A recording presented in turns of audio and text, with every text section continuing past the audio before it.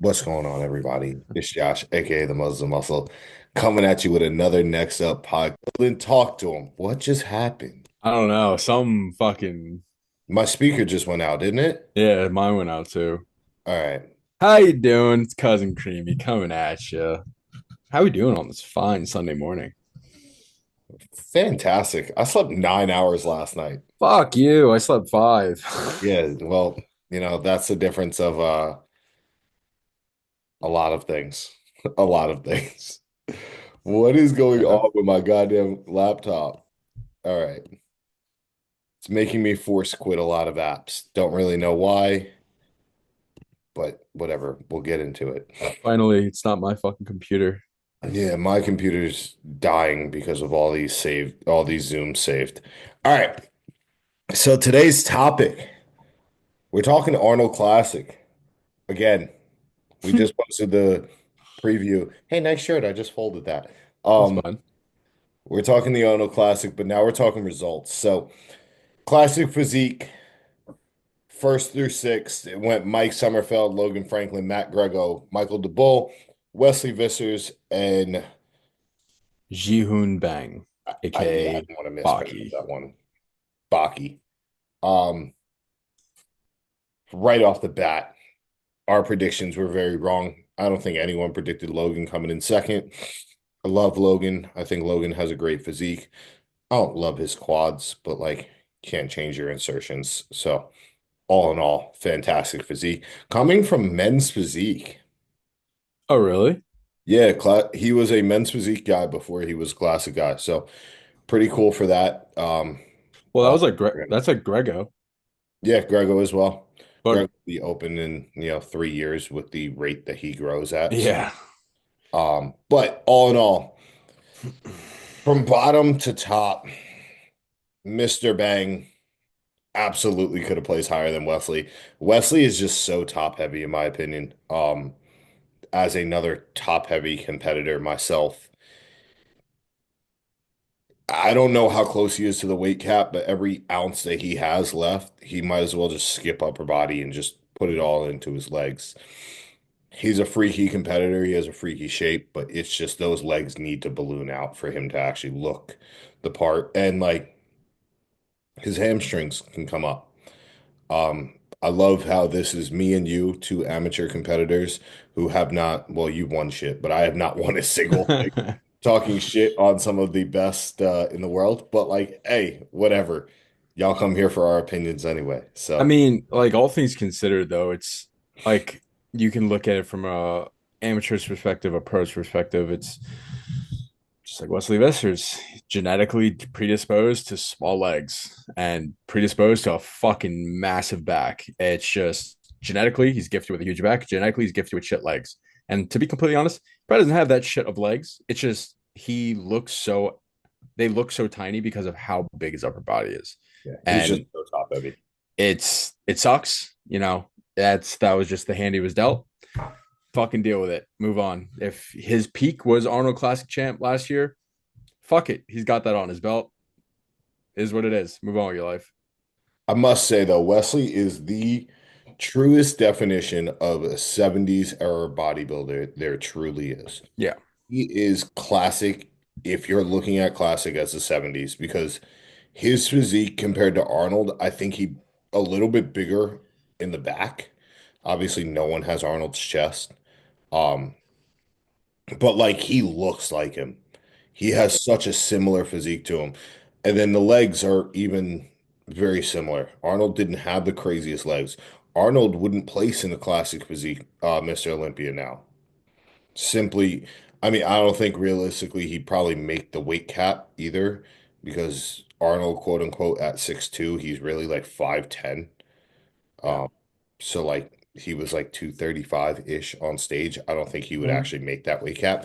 But then again, conditioning was different back then too. So we'll now move past Wesley. I like Wesley, but Wesley probably should have been in sixth. The guy, Mr. Bang, that's what I'm gonna call him, Mr. Mr. Bang. Bang. Mr. Bang looked great.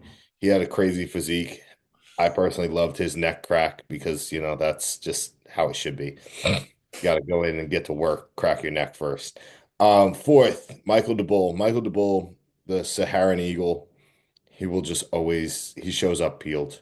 Yeah. Doesn't matter. Whatever, however you want to look at it, Michael DeBull's structure might not be as great as the other like guys in the top three, but you can never count him out because he's just going to show up absolutely disgusting every single time. Yeah. He comes peeled inside and out. It's gnarly. And like his skin texture is fucking insane. Yeah. And I don't think you could teach that. I don't think you could teach No. that. I think that's just him and Hottie have that just paper skin, paper skin that is just like, Paper thin skin. yeah, whatever. The texture of their skin is just different. It just looks ridiculous. Yeah, It's for those who aren't really versed in bodybuilding, you won't understand the textural difference when you look at someone who is just like granite hard versus the leanest guy on the beach. But when you see it in person, it's disgusting. I can shout out somebody real quick, Mr. Sean Cody, who used to work at Ultimate and now he works at another place. Um, he competed at Long Island's last, but like this dude walks around and he just has this nasty, nasty looks like to his skin that it looks like a paper cut and he's bleeding out. Like it's a different type of look. It's that James Hollingshead Caucasian dry. yeah, It's disgusting looking. Michael DeBull and Hottie have Middle Eastern dry. That desert skin, it's just ridiculous. All right, now let's get into the fun stuff. The top three: Matt Grego, Logan Franklin, Mike Sommerfeld. I personally have a very large bias towards Matt Grego.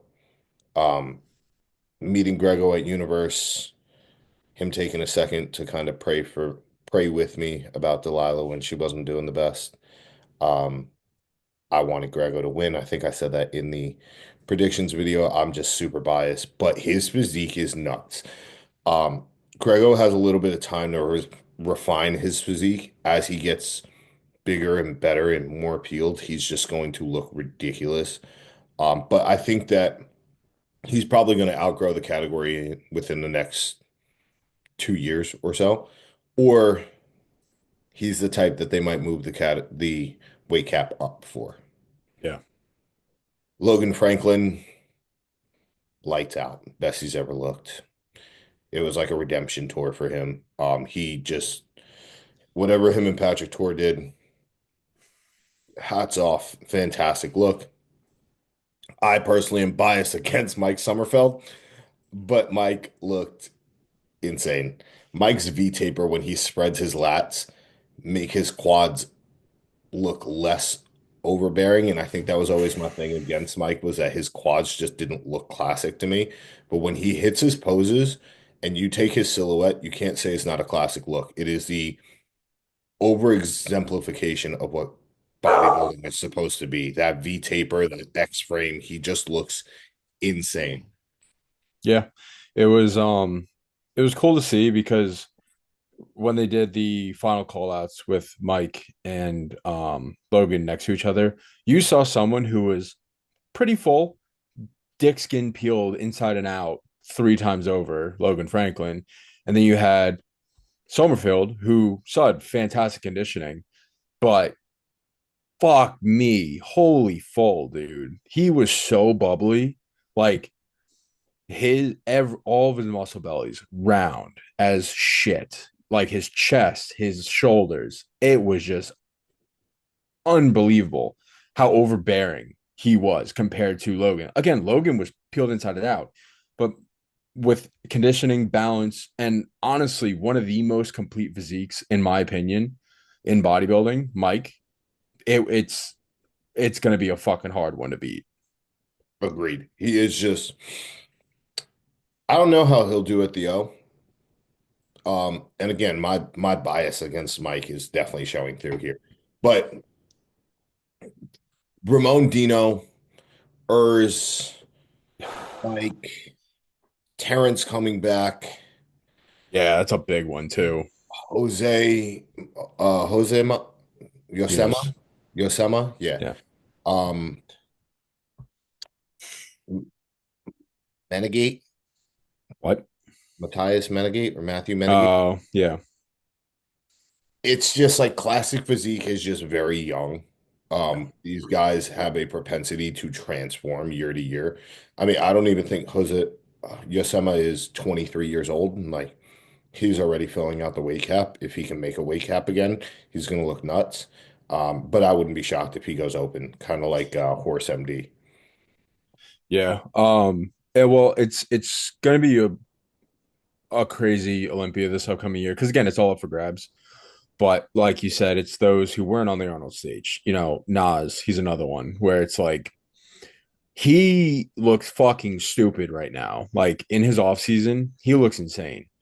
But again, these guys can come back year after year and just transform. I mean, you saw Grego last year at not last year, 2 years ago at his pro debut at or his classic debut at the New York Pro compared to his classic pro win at the New York Pro. It was like two different people who stepped on stage.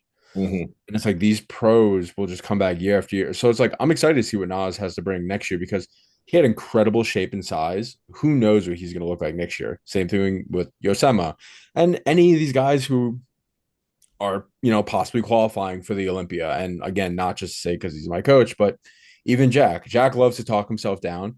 He has a fucking incredible structure, but again, he doesn't know what he's capable of because he hasn't stepped on stage yet. We will see in Detroit in a month.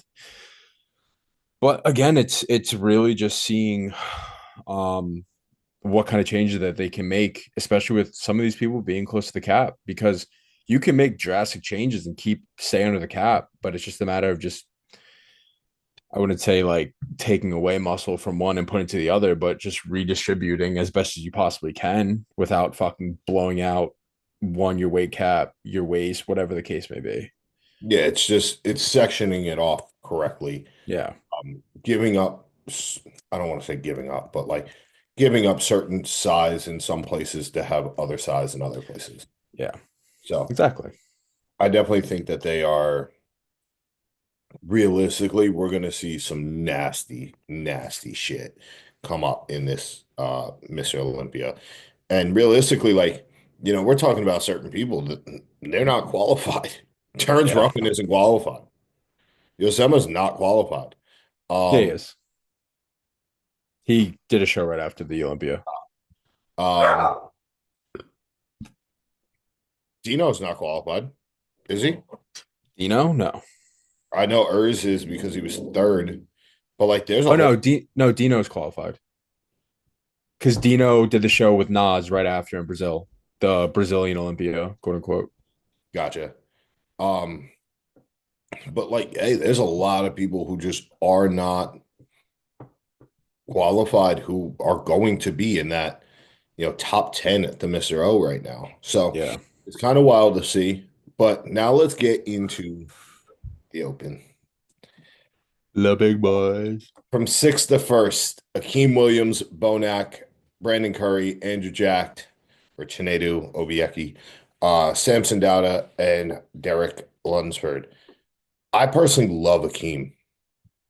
I think Akeem is one of the freakiest bodybuilders on the planet, but them highlights kill him. Yeah, It's just like looking at Akeem in a front double, looking at Akeem in a side chest, looking at Akeem in a side try. Pretty much any shot that's not a rear double bicep or a lat spread, he might be the he's the gym Mr. Olympia. He's Dennis James, in my personal opinion. William Bonac, honestly, I didn't love what he looked like for this. yeah, His V taper didn't look the best, but the live stream is a very different game than seeing it in person. I'm sure in person it looked very different, but like I just personally didn't love what Bonac looked like. And I think Bonac looks kind of sort of the same show to show, but he is older. I see these drastic improvements like from a Derek or a Samson. And that's honestly why I don't think we saw a drastic improvement in Andrew either, because Andrew's a little bit older. Um, but we'll get into Andrew at some point. Brandon Curry, resurgence coming back from being, what was he, ninth at yeah, something like that. working with Justin Harris now. Honestly, in my opinion, yes, when he went over to Dubai and he was over there and, meals fed to him, needles into his ass by other people, the weights being loaded and unloaded for him. Yeah, that takes a lot of stress off, but I think being around, just thinking about like what just recently passed for him. His son had a good football season. Him being with his wife, him being in a central location to just do what he's got to do to execute the plan. And then also, I would even say probably based off of what I know from like, I forget what his name is right now. Um, the guy, it's not Kurt Havens, Paul Barnett. Paul Barnett, who works with Justin Harris. The way that Justin diets is like it's lean meat and adding fats in other places. It's 10 grams of carbs from this or 15 grams of carbs from this. I think it probably took a lot of the stress off of Brandon Curry to just almost have a little bit of the chance of slipping up. And that pressure of being able to slip up made him dial it in a little bit more. Mhm. Be biased, could be completely wrong here. I don't really care. That's how I see it. And that's how it is. Fuck y'all. Um, Andrew Jacked. Andrew Jacked is the best bodybuilder that we won't see win a Mr. Olympia. I hope this is controversial. I hope I'm wrong, but I don't know what he changed with his posing. It looked, in my opinion, not great. Yeah. I love Andrew. I think Andrew has a sick physique. I didn't realize how much taller Andrew was than Samson. Dude, he's fucking huge. I think that's part of his downfall. Listen, like when Andrew came to Ultimate and I met him, me and him were the same height. And I put my arm around this dude, and my arm didn't touch his other shoulder. I was like, Jesus. oh my God, this dude is massive. But whatever he was doing with his side chest, where he was like crunching this pec up, it made him look shallow from side to side, where he's not normally shallow. The pec didn't look like it was fully contracted to where there was like crazy striations.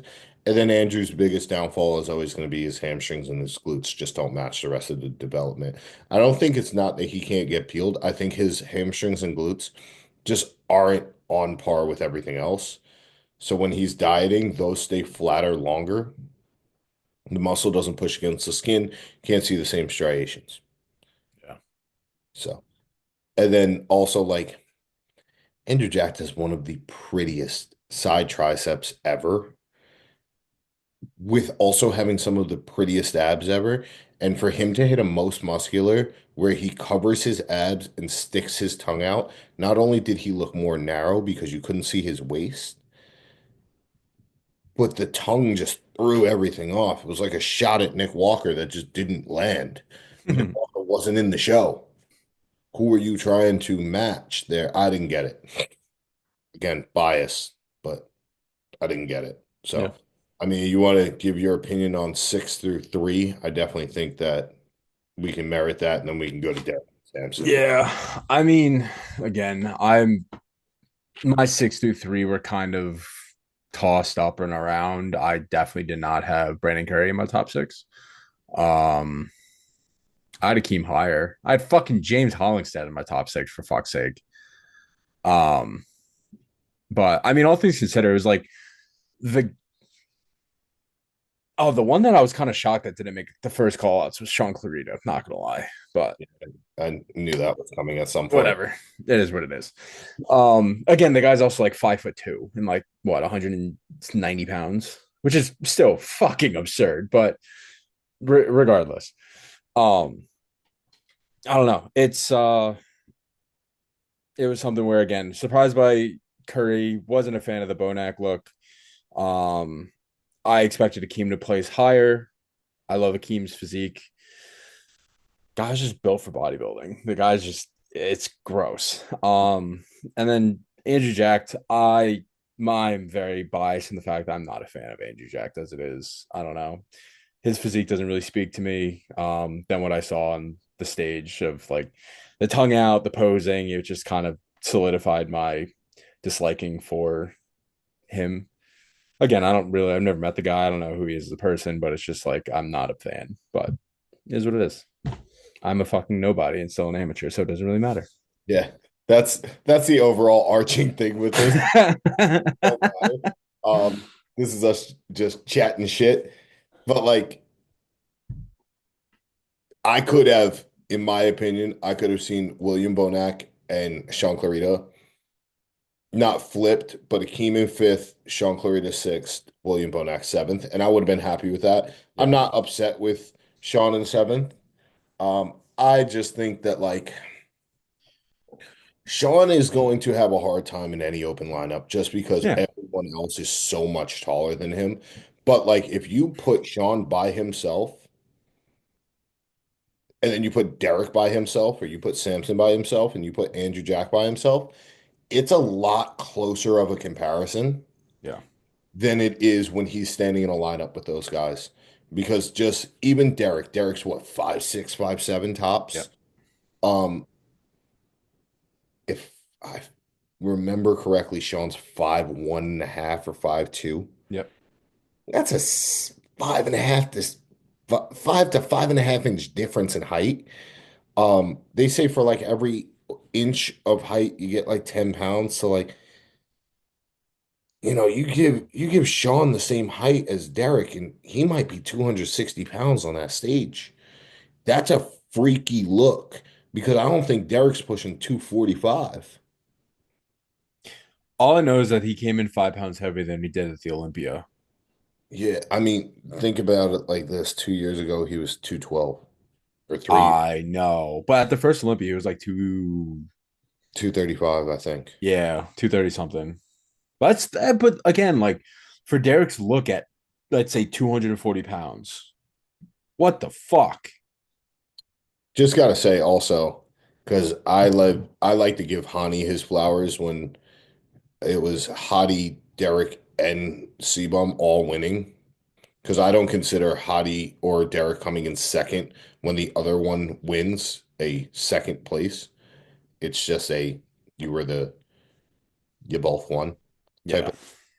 of it's not like it was a Sebum Ramon where it was like Sebum turned around and didn't lose a single shot. It was like Hadi and Derek were pretty close and you kind of just picked at the end. Um Shout out Chris Cito. Derek Oh, Lunsford and dead ass. they just both looked fantastic. They both did great. Obviously they also train together, so that probably helps a little bit. Um, yeah, just it's really difficult. And then now we can get into Derek and Samson. Watching prejudging, Derek won. I watched shot for shot. Also, just saying this, we'll see how this goes over. When you looked at the call outs of Derek with everyone in the top six, Derek looked like the one white friend that you let say the N-word. I was gonna say he was like the only white guy in the He top was in the the first only call white out. guy in the top in the first call out. Yeah. Like taking a picture of it, I was like, oh wow, who stands out the most here? Derek, just because he's a different color. Yeah. But in general, Derek was just peeled. His chest came up, his legs came up.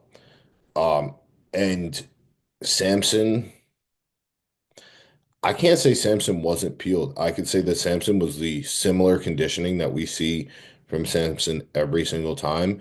And this time around, it just wasn't enough when Derek can bring a fuller package. Well, the problem that really you notice in prejudging was that they ran those motherfuckers through rounds. And when they ran them through rounds, the only issue is halfway through, Samson was fading and Derek was getting fucking tighter. Like it was scary to watch because you saw Samson was getting pretty gassed, pretty exhausted. Even if fucking Lunsford was tired, he was just getting so tight. He was just saran wrapping in the midst of fucking posing. It was a fucking freaky thing to watch.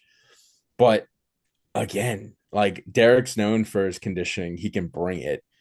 This was probably his, in my opinion, best look in the open class so far, even better than his first Olympia win. Because fuck me, dude. I mean, they brought crazy size, fullness, and conditioning. Like his back shot was disgusting, Hmm. absolutely fucking disgusting. His glutes and hams just granite peeled out of his fucking mind. Glutes are But like a cheese grater. dude, it was nuts. Like you literally, it was just blocks across. It was gross to see that.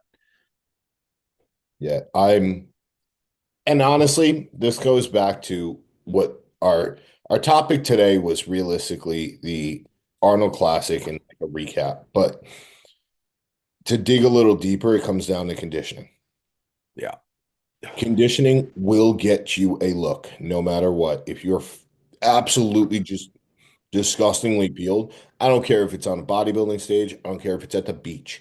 If you are the leanest person there, people are looking at you. They think that it looks crazy. So, I think that that is definitely a thing. And also, we can talk about conditioning in the term of performance. Bodybuilding is not a sport.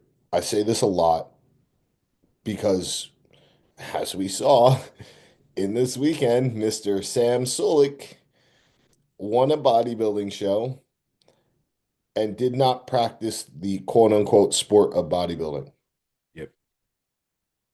He didn't really pose well, which the entire sport is getting up on stage in the Speedo and posing. So you can win a bodybuilding show without realistically doing that, but you can also lose a bodybuilding show by not being conditioned enough to pose. Samson Dowda. Mhm. So when it comes down to it, conditioning is not just about how lean you are, but it's about how long you can sit in stuff. And that's why personally, in my prep, I know I did not post the episode with Dino because I'm still trying to figure out how to get it off the IG live. But when you sit there and you say, all right, cool, maybe you're not as lean as you want to be yet. Maybe you're not as polished as you want to be yet. Maybe your lines aren't there yet. But as long as you practice and you continue to practice and refine your look and make sure that you're putting in the actual man hours, when you step on stage, because I highly doubt there's any coaches right now that are worth any sort of salt that you're paying money to that are going to put you on stage and be just disgustingly out of shape. Yeah. Yes, there are some. I can call a couple people out because you see it at Long Island's every year. There's people who decide they want to do a show within like 6 weeks of said show. Or, I did put a kid on stage 22 days before after he decided he wanted to do the show.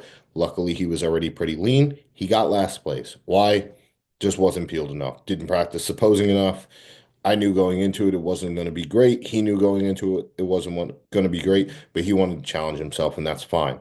But knowing that the door gets opened by you being in shape and conditioned and being able to pose well, it's the easiest barrier to entry. Just do it. Yeah. Practice this stuff. Make sure that you're getting into the gym and practicing. And this really goes down into everything in life. If you are trying to get better at something, it does not matter if you suck right now. It matters if you suck when you need to be good at it. So the more that you can perform or the more that you can take your time and say, I'm going to practice this until I can't get it wrong, the better off you're going to be. Clip that, put it on TikTok, YouTube, whatever the hell. That's what it comes down to is putting in the time and the effort to actually practice. Yeah, it's something where a lot of new competitors, and I've even got into it when it was like my first go around, second go around.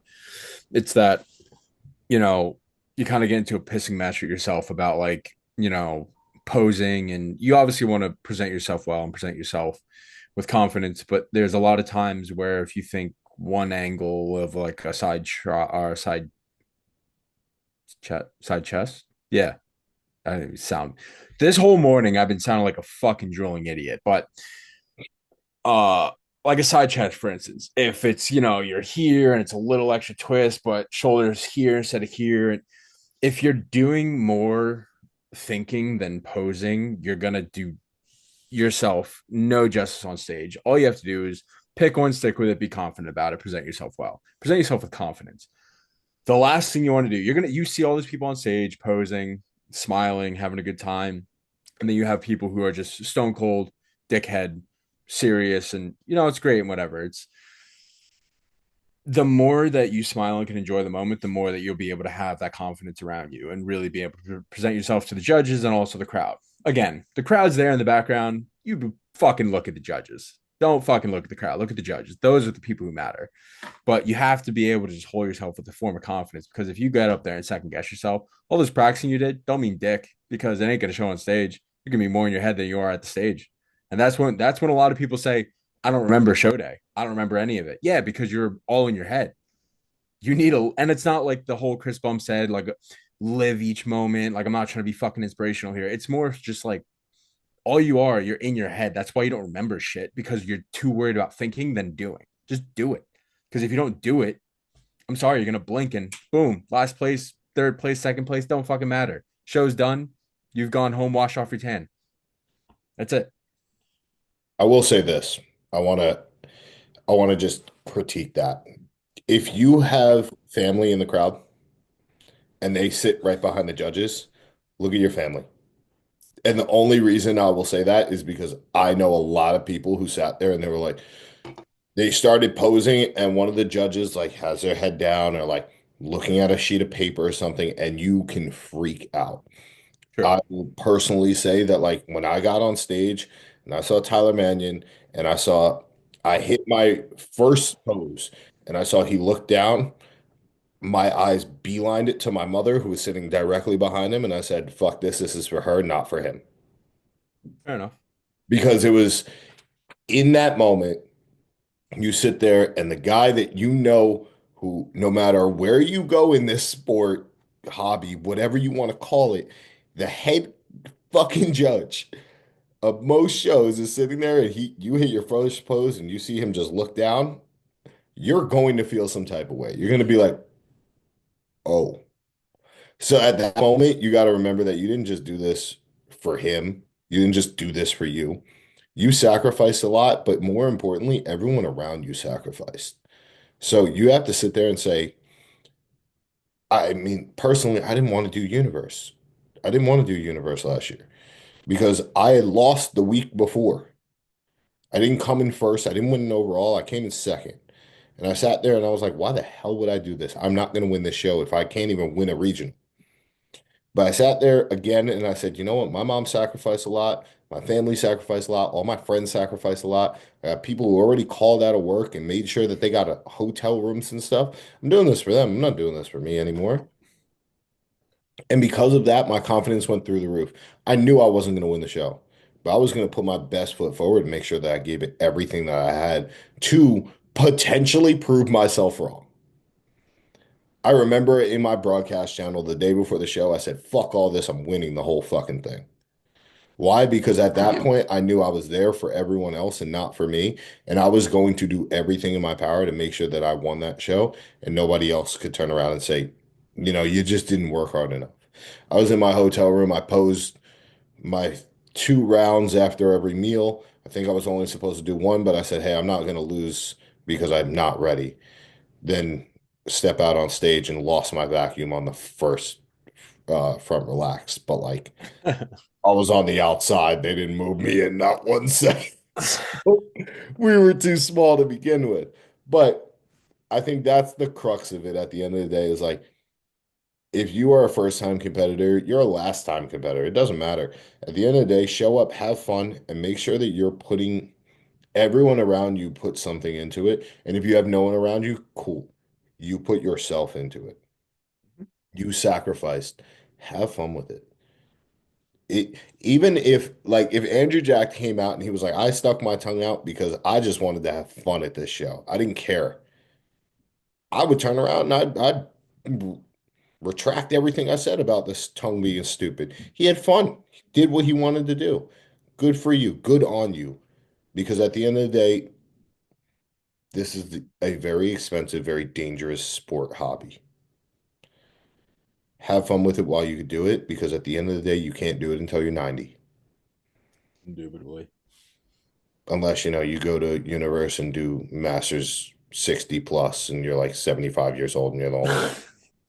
Then you're a pro, and what are you doing with that? But like, that's my own biases. With that said, maybe Colin, that maybe that's how I get a pro card. Anywho, With that said, that's been yet again another Nexa podcast. Appreciate all tuning in. Next week we'll come back with something that's not Arnold related, possibly something that's more prep related. Because guess who starts prep on my fucking birthday? Happy birthday! Put a stamp on it, and that's that. Everyone have a great week, and we will see. What? Happy birthday. Appreciate it. We will see you all next week, and I'll catch you later. Oh, yeah. Have a great day, guys. Oh, like, comment, share, subscribe, all that.